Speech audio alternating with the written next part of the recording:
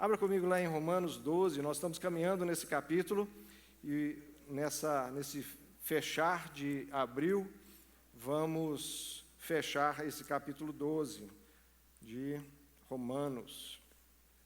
E eu quero ler do verso 17, que já foi tratado um pouco, 17 e 18 na semana passada, mas eu quero ir do 17 até o final do capítulo.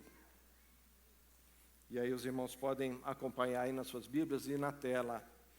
Diz assim: não torneis a ninguém mal por mal, esforçai-vos por fazer o bem perante todos os homens.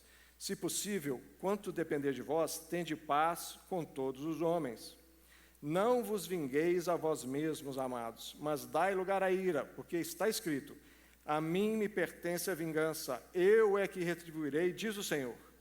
Pelo contrário, se o teu inimigo tiver fome, dá-lhe de comer. Se tiver sede, dá-lhe de beber, porque fazendo isto, amontoarás brasas vivas sobre a sua cabeça. Não te deixes vencer do mal, mas vence o mal com o bem. Vamos ler esse 21 juntos? Vamos lá? Não te deixes vencer do mal, mas vence o mal com o bem. Olha, a gente não precisa ir muito longe para entender que esse mal que a palavra fala está muito mais perto da gente do que a gente pode imaginar.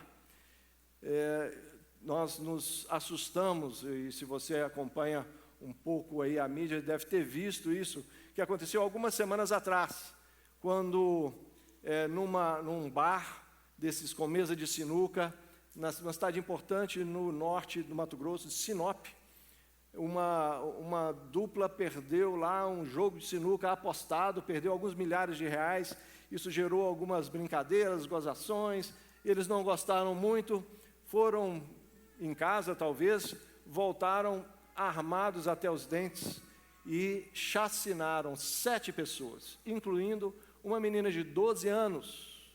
Uma menina de 12 anos, o seu pai, a mãe sobreviveu, mas outras 5 pessoas, 7 pessoas morreram nessa chacina. Não faz muito tempo, coisa de 1 mês, 2 meses atrás, aqui no Brasil.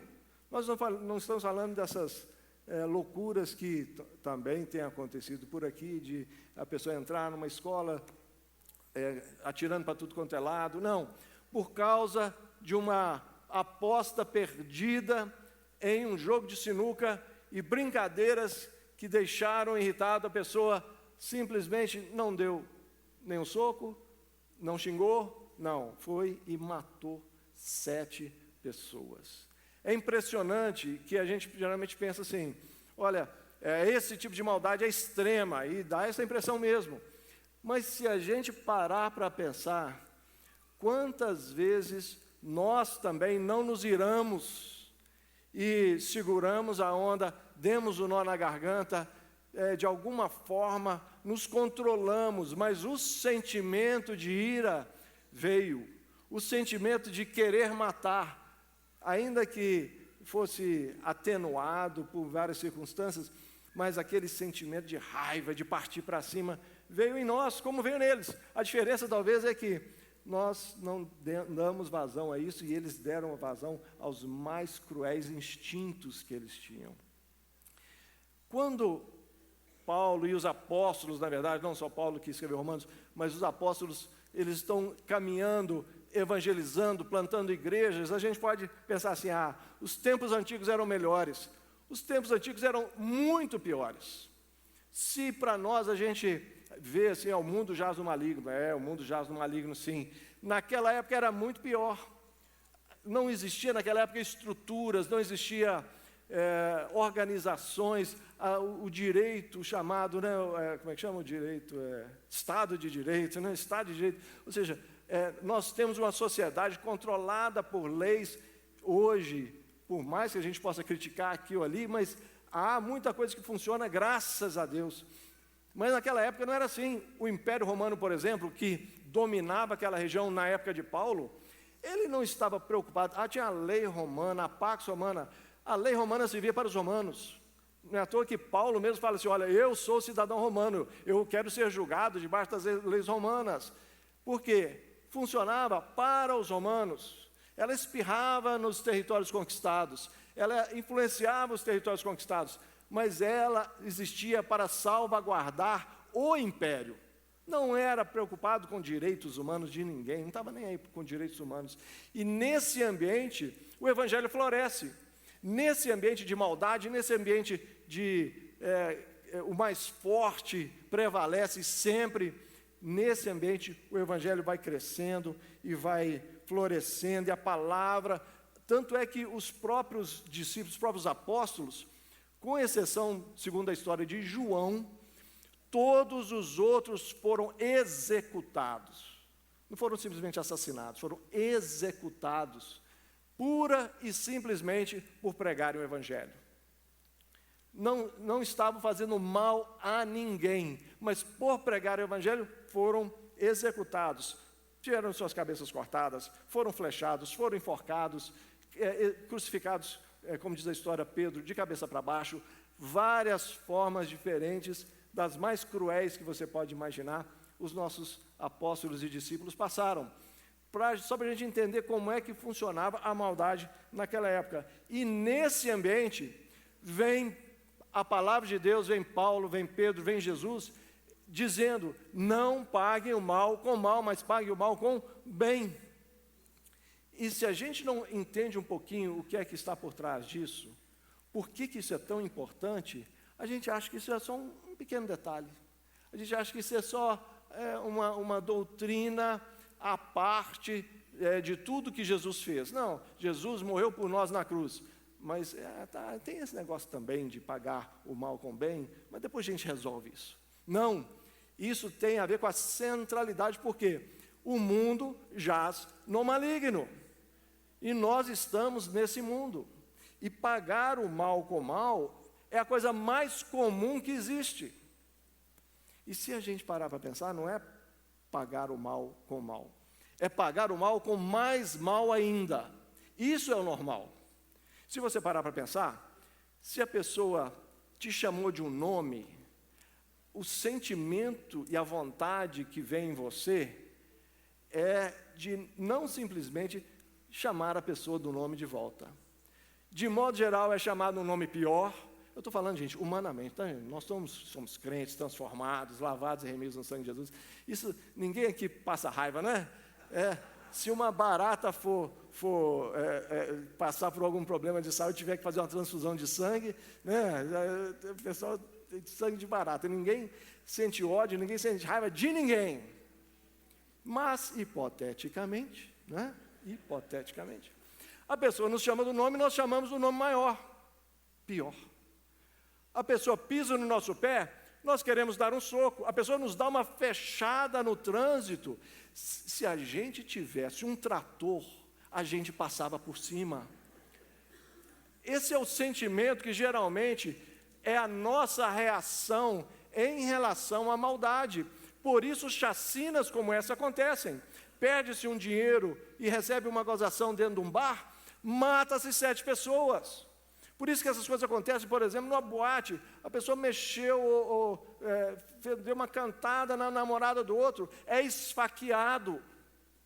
Esse tipo de coisa acontece constantemente, porque paga-se o mal com o mal maior. Esta é a regra da humanidade, esta é a regra dessa humanidade que caiu em pecado lá com Adão e Eva, e desde aquele dia, inundou a humanidade, inundou a terra com uma imagem de Deus distorcida pelo pecado, com pessoas que fazem esse tipo de coisa. É tão interessante, uma vez eu escutei o relato de um pai que teve um parente, eu não me lembrei se era filho, filha, que foi assassinado. Estados Unidos, pena de morte, no estado onde isso aconteceu.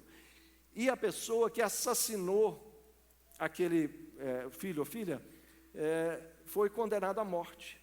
E esse pai foi dado a ele condições ou autorização para ele assistir à execução. E ele foi lá, eu quero ver a execução desse cabra. E aí ele sentou e assistiu à execução, e aí no final uma pessoa perguntou a ele, o que você achou? Ele disse, eu odiei. Mas como assim? O assassino do seu filho foi colocado à morte, ele tinha que sofrer.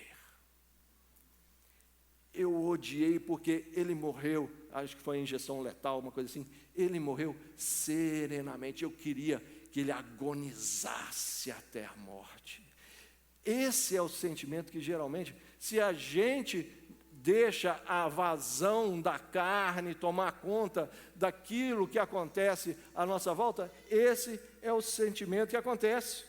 O pecado alcançou, inclusive, nosso senso de justiça, a ponto de Deus colocar na sua palavra o que é chamado de a lei de talião.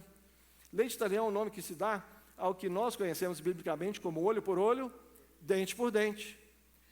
Algumas pessoas olham para essa lei e falam assim, nossa, que horrível, né? Machucou o olho da pessoa, traz lá que vai furar o olho da outra. Que coisa mais cruenta, que coisa mais sanguinária.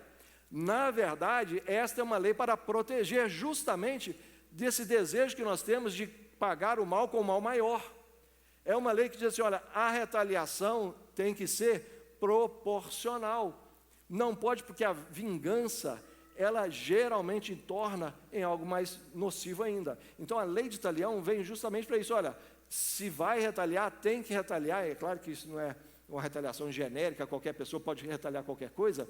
A lei, inclusive, regulava o que é que poderia ser feito, o que é que não poderia ser feito, mas sempre num nível normal. Ela foi estabelecida para prevenir que uma cusparada fosse devolvida com uma facada, um soco fosse devolvido com um tiro. É justamente por causa disso, para evitar males maiores. Agora, isso tudo está dentro de um contexto. E o contexto, nós estamos pregando em Romanos 12, ao longo de abril, justamente por causa disso. Por quê? Tem a ver com os 2 primeiros versículos de Romanos 12. Se a sua Bíblia estiver aberta aí ainda, ou ligada, ela diz assim, na verdade o verso 2, não vos conformeis com este século, mas transformai-vos pela renovação da vossa mente, para que experimenteis qual seja a boa, agradável e perfeita vontade de Deus. E aí Paulo continua dizendo várias coisas que têm a ver com esse transformar da mente. E nós precisamos, como povo de Deus, ter esta mente transformada, não pagando o mal com mal, mas o mal com bem. E aí é a segunda coisa, eu queria primeiro dar esse pano de fundo da maldade nossa, do nosso coração, para depois dizer, olha, nós temos 3 formas de lidar com o mal. Você pode lidar com o mal deixando ele para lá. Lidar com o mal com nada. Ou seja, é a turma talvez do deixa disso. Às vezes tem hora, né, que precisa de um deixa disso. Mas estou falando assim, alguma coisa ruim aconteceu, eu não vou fazer nada. Pode parecer uma reação de paz, mas na verdade, se nós nos deparamos com o mal e não fazemos nada, o mal cria raízes. O mal cria raízes, cresce, floresce e frutifica. Igual o bem, o mal também, se a gente não fizer nada. Então, pagar o mal com nada é deixar o mal ganhar espaço. A outra possibilidade é pagar o mal com mal. E aí, olho por olho, dente por dente, pode até ser usado nesse sentido. Mas nós temos um problema aí, sabe qual que é? Pagar o mal com mal, ainda que haja uma retribuição de mal, ainda que haja uma equiparidade com a lei de talião, nós temos um problema que o mal, ele alimenta-se de si mesmo. Então, se você paga o mal com o mal, nós estamos ainda na esfera da maldade. Nós estamos ainda na esfera de agir dentro da maldade. E eu não estou dizendo aqui, gente, de questão de justiça. A pessoa roubou alguma coisa, fez um crime, assassinou, cometeu um crime, desviou um dinheiro. Para isso existe justiça. Para isso, especialmente nos dias de hoje, há a justiça, né? O presidente Renato é advogado, sabe muito bem que aciona a justiça e as coisas são resolvidas nesse âmbito. Mas o que mais às vezes desgasta a gente não é aquela causa que a gente leva para a justiça, é o dia a dia. É o dia a dia do trabalho, é o dia a dia dentro de casa, é o dia a dia de encarar o trânsito, é o dia a dia de ter que, dentro da escola, lidar com pressões, com pessoas que falam coisas, que agem de certas formas, que vão cercando a gente de um mal que, quando a gente assusta, nós estamos cercados, encurralados dessa maldade. E aí, o que a gente faz? E é justamente aí que a palavra diz: nós não ficamos sem fazer nada, nós não pagamos o mal com o mal, nós pagamos o mal com o bem. A única forma da gente vencer o mal é pagando o mal com o bem. E aí, versos 17 e 17 e 21 vão falar isso. Não retribuam a ninguém mal por mal, procurem fazer o que é correto aos olhos de todos. E o 21 diz, e ele encerra, dizendo, não te deixes vencer o mal, mas vence o mal com o bem. Eu gosto dessa expressão, vence o mal contra o bem, com o bem. Por quê? A frase nos mostra que é uma batalha. Nós estamos numa disputa contra o mal. Quando o mal parte para cima da gente, nós estamos com uma disputa. E para poder vencer o mal, só existe um jeito, agindo com o bem. É interessante que ele fala a mesma coisa aos Tessalonicenses. Na primeira carta, capítulo 5, verso 15, diz assim, evitai que alguém retribua a outro em mal por mal. Pelo contrário, segui sempre o bem entre vós e para com todos. O apóstolo Pedro também usa a mesma expressão, ao dizer na primeira carta, no capítulo 3, verso 8 e 9, diz assim, finalmente, sede todos de igual ânimo, compadecidos, fraternamente amigos, misericordiosos, humildes, não pagando mal por mal, ou injúria por injúria, antes, pelo contrário, bendizendo, pois para isto mesmo fostes chamados, a fim de receberdes bênção por herança. Olha como é que ele conecta as coisas. Ele passa da injúria para pagar com bem, bendizendo, porque assim nós recebemos bênção por herança.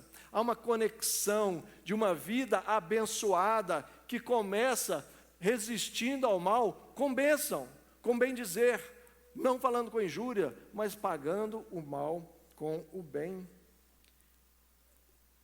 Paulo vai falar aqui no capítulo 12 que o perigo todo que reside em uma coisa, vingança. Se a gente não entende o nosso papel quando alguma coisa ruim acontece a nós, e não tem ninguém, entre aspas, para nos socorrer, a gente tem que entender que não é a nossa atitude que vai vingar o que aconteceu conosco. Verso 19 e 20, ele diz assim, não vos vingueis a vós mesmos, amados, mas dai lugar à ira, porque está escrito, a mim pertence a vingança, eu é que retribuirei, diz o Senhor. Se você olhar só a primeira parte, pode confundir um pouquinho, porque diz assim, não vos vingueis, mas dai lugar à ira. Então, sabe aqueles memes assim, que a pessoa pega um pedacinho da palavra e diz assim, dai lugar à ira, assim diz o Senhor, dai lugar à ira, e aí a gente parte para cima do outro com todo, unhas e dentes. Não é o que o texto está dizendo, o resto mostra claramente que essa ira, e alguns textos bíblicos, algumas traduções carregam de Deus, dai lugar à ira de Deus, aqui já é uma pequena interpretação, por causa do resto que está dizendo. Ele está citando um texto do Antigo Testamento que diz assim, o Senhor dizendo, a mim me pertence a vingança, eu é que vou retribuir. Quando alguma coisa foge da nossa alçada de justiça, que nós não conseguimos executar a justiça, não nos compete vingar, compete a nós colocar nas mãos do Senhor. E ele continua, pelo contrário, se teu inimigo tiver fome, dá-lhe de comer, se tiver sede, dá-lhe de beber, porque fazendo isso, amontoarás brasas vivas sobre a sua cabeça. Essa figura, brasas vivas, fogo, de modo geral, fogo, no Antigo Testamento especialmente, de onde vêm as figuras do Novo Testamento, carrega uma ideia de justiça, carrega uma ideia de justificação nesse sentido, de Deus fazendo justiça, de juízo mesmo, Deus executando juízo. Então, quando você toma a vingança para si, e você executa a vingança e a retribuição, você está simplesmente alimentando o processo de maldade. Mas quando você deixa com o Senhor e trata o seu inimigo com bem, ele está com sede, você dá água, ele está com fome, você dá comida, ou seja, você o serve. Você, quando diz, amontoa brasas vivas sobre ele, você está dizendo, você está colocando a situação dele debaixo das mãos do Senhor. Se ele se arrepender, essas brasas vão purificá-lo. Se ele não se arrepender, essas brasas vão ser juízos sobre a vida dele. Mas aí é com o Senhor. Tem um livro que eu gosto de recomendar a leitura, chama O Perfil de Três Reis. Um livro pequeno, antigo, temos na biblioteca aqui da igreja, se você quiser pegar emprestado. Ele fala de como Davi lidou com Absalão e com Saul, o reino anterior dele, Saul, quando o perseguia, e depois o seu filho Absalão, como perseguia. E o tempo todo Davi lidava dessa forma: eu não vou tocar no ungido do Senhor. O Senhor vai resolver a minha causa. E a gente tem pela história de Davi, como que o Senhor colocou ele no lugar correto, na hora correta, e cuidou da vida de Davi o tempo todo, porque ele deixava com o Senhor essa questão. Agora tem outra ligação que os textos tanto de Paulo e de Pedro têm, que é muito importante para nós, porque pagar o mal com bem é mais do que retribuir, nós agimos como pacificadores, e ambos os textos de Pedro e de Paulo falam de paz. Aqui, o verso 18 diz, façam todo o possível para viver em paz com todos. 1 Pedro 3 diz assim, aparte-se do mal, pratique o que é bom, busque a paz, empenhe-se por alcançá-la. E o próprio Jesus disse, bem-aventurados os pacificadores, porque eles herdarão a terra. Bem-aventurados os pacificadores. Nós não somos da paz, simplesmente. Nós somos pacificadores, nós somos geradores de paz. Ser da paz é evitar o conflito. Ser pacificador é derramar o bem e a bênção sobre uma situação para que a paz se instaure naquela situação e o mal seja anulado. Mas, agora, a ideia mais importante no meu entender, nós não fazemos isso porque nós somos bonzinhos. Nós não olhamos para os caras lá de Sinop e falamos assim, nossa, esses caras são pervertidos e eu sou bom, eu nunca faria isso. Nós só conseguimos pagar o mal com o bem por causa de Jesus Cristo. Só Jesus Cristo é quem faz essa diferença. E foi Ele quem nos ensinou o tempo todo. No próprio Sermão da Montanha, o Sermão do Monte, ele diz assim, no final do capítulo 5, ouvistes o que foi dito, amarás o teu próximo e odiarás o teu inimigo. Eu, porém, vos digo, amai os vossos inimigos e orai pelos que vos perseguem, para que vos torneis filhos do vosso Pai Celeste, porque Ele faz nascer o seu sol sobre maus e bons, vir chuva sobre justos e injustos. Porque se amardes os que vos amam, que recompensa tereis? Não fazem os publicanos o mesmo? Se saudades somente os vossos irmãos, que fazeis demais? Não fazem os gentios também o mesmo? Portanto, sede vós perfeitos, como perfeito é o vosso Pai Celestial. Jesus já deixou isso claro no início, e o que Paulo ensina aqui em Romanos é um eco disso que Jesus está ensinando no Sermão do Monte. Agora, não tem momento mais crucial de pagar o mal com bem do que a crucificação de Jesus. Jesus, ele na cruz, ele conversa com dois ladrões crucificados ao lado dele. E é interessante, um dos evangelhos fala que os dois zombavam de Jesus. Um outro evangelho diz que um se arrepende e pede a Jesus. Eu não sei aquele tempo que houve ali, se ele começa zombando e depois ele cai em si, percebe a bobagem que está fazendo e se arrepende, e o Senhor o acolhe pregado na cruz. um malfeitor, um ladrão, pregado na cruz, ele o acolhe. Mas mais ainda, enquanto as pessoas embaixo, as autoridades, xingavam Jesus, falavam impropérios contra ele, ele ora dizendo: Pai, perdoa-lhes, porque não sabem o que fazem.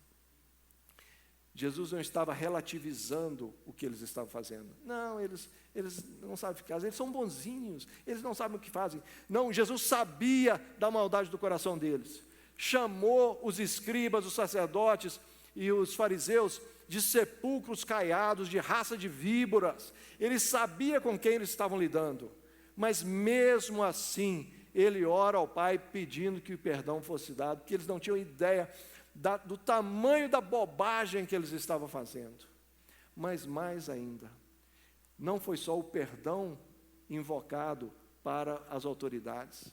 Jesus na cruz estava pegando o meu e o seu pecado, a minha maldade e a sua maldade, e carregando sobre si, é o que diz lá Isaías.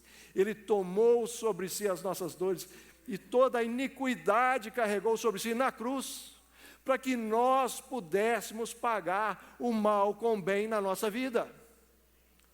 Quando nós pagamos o mal com o mal, nós estamos fazendo assim: Jesus, me dá de volta aqui. O Senhor tomou sobre si, mas eu estou precisando dessa maldade aqui um pouquinho, porque eu quero arrebentar com essa pessoa. Eu quero que essa pessoa que falou isso, que fez aquilo, ela sinta a maldade que fez comigo. Me dá de volta a minha maldade aqui. Graças a Deus, não tem como ele fazer isso. Mas é como se nós estivéssemos fazendo isso. Mas, pelo contrário, se nós estendemos a mão para a cruz e dizemos: Jesus, eu estou com vontade de picotar essa pessoa com um cortador de unha. Eu estou com ódio, mas toma aqui, está em tuas mãos. Tem misericórdia dele. E essa chave para virar não é fácil. Quando a gente abre mão a ponto de orar genuinamente pela pessoa que está nos perseguindo. Essa chave não é fácil, mas não foi fácil para Jesus ser pregado naquela cruz. Por isso não há outra possibilidade para nós. Não há outra possibilidade, a não ser rendermos o nosso coração, reconhecermos a nossa maldade e dizer: Jesus, tem misericórdia de mim. Porque o coração daquele que matou com um tiro pelas costas uma menina de 12 anos, a maldade, a raiz está aqui no meu coração. Tem misericórdia de mim. E assim a gente receber do Espírito Santo uma transformação que muda tudo, que muda a nossa história, que ecoa em pacificação à nossa volta, que derrama a paz ao nosso lado, e por mais má que a pessoa seja, ela vai olhar para a gente e dizer assim: eu posso até não entender, mas tem alguma coisa diferente nessa pessoa. E não nos assustarmos com pessoas puxando a barra da nossa roupa e dizendo assim: me conta, como é que você consegue? Ah, eu sou bom. Não. Ah, Jesus faz tudo. E aí o evangelismo acontece com ondas e ondas e ondas através da nossa vida. Que Deus tenha misericórdia de nós. Tenha misericórdia de nós. As coisas, antes de orar, eu queria só contar uma pequena história, porque as coisas acontecem nos pequenos atos da vida da gente. Eu acho tão legal, uma irmã aqui da igreja, uma vez me contou a história, alguns anos atrás já. Ela, no círculo, um curso que estava fazendo, juntava com outras pessoas, e aí, batendo papo, ela percebeu que uma moça, sabe quando você percebe que a pessoa não vai muito com a sua cara? E tudo que você fala, a pessoa picota. Essa moça começou a picotar tudo que ela falava. E aí ela, o que eu faço agora? E ela disse: olha, eu optei por abençoar essa moça. E toda vez que juntava, ela não esperava a outra dar uma lambada nela. Ela falava assim: fulana, gostei dessa sua roupa, esse seu sapato, onde que você comprou? Que bonito, isso que você falou, muito legal isso que você falou. E ela disse assim: eu não fiz fingido, não. Deus me deu graça de agir, e eu fui pescando tudo que era legal nela e fui enfatizando. Ela disse que essa moça foi girando, e aos poucos ela começou também a retribuir os elogios, e o que poderia ser um inferno, porque cá para nós, né? Quando você está no ambiente de trabalho, quando você está no ambiente de passar muito tempo com a pessoa, isso vira um inferno. Ela disse: o que era para ser um inferno, hoje nós somos amigas. E um dia ela falou assim: olha, eu não fui com sua cara no início, não. Eu não gostava de você no início, não. Ela não falou assim: eu sabia, não. Por dentro ela pensou assim: eu notei. Mas ela não falou nada, porque a graça do Senhor já tinha transformado tudo. Pagar o mal com o bem. Não existe outra opção para nós. Amém? Queria que a gente orasse. Quando eu penso nesse assunto, geralmente me vem alguém na cabeça. Difícil não vir, não é? Então eu queria que a gente orasse, em primeiro lugar, por você, pelo seu coração, para que Deus transformasse esse sentimento. Tem gente que é mais iracunda, tem gente que é mais estourada, mas até os calminhos sabem enfiar uma faca. Nós todos precisamos de transformação. Queria que você orasse por você, mas também por essa pessoa que veio à sua mente agora, que talvez está aí pisando no seu calo, mas que, quem sabe, essa semana Deus vai começar a transformar através da sua vida esse relacionamento. E se você não vir nada, não acontecer nada, que você possa dizer assim: olha, Deus está operando. Saiba que nos céus brasas vivas estão sendo amontoadas, e de Deus é a retribuição. Senhor Jesus, nós queremos colocar a nossa vida no teu altar, porque dependemos do Senhor. Nós não temos como avançar com o bem sem o teu Santo Espírito transformar a nossa vida. Por isso eu peço, Deus, faz algo novo nessa manhã, no poder do Senhor, não na nossa vontade, mas no poder do Senhor. Mas naquilo que é a nossa vontade, decisão: eu vou parar de espizinhar, eu vou parar de fazer dessa forma, e eu vou abençoar, eu vou orar, eu vou bendizer, deixando o mal de lado, a injúria de lado, para abençoar. Dá-nos graça, Deus, para que nessa semana a gente experimente, não nos outros, mas em nós, uma mudança. É o que eu te peço, em nome de Jesus. Amém, amém e amém. Deus abençoe, irmãos, mais e mais.